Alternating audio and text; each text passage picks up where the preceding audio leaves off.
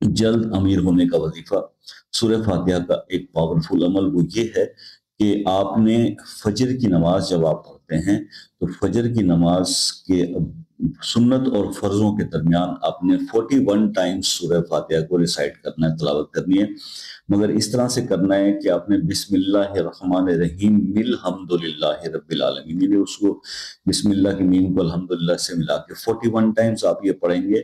اول آخر 3 بار درود ابراہیمی۔ اس کے بعد جب نماز ادا کر لیں گے آپ، تو نماز ادا کرنے کے بعد آپ نے اول آخر 3 بار درود ابراہیمی، اللہ کے 2 اسم پڑھنے ہیں،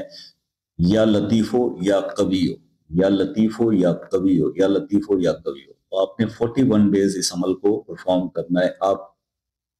کی جو فائنینشیل پوزیشن ہے وہ بہت بیٹر ہو جائے گی، جس کو ہم دوسرے الفاظ میں سادہ لفظوں میں بتائیں تو وہ یہ ہے کہ آپ بہت جلد جو ہے وہ امیر ہو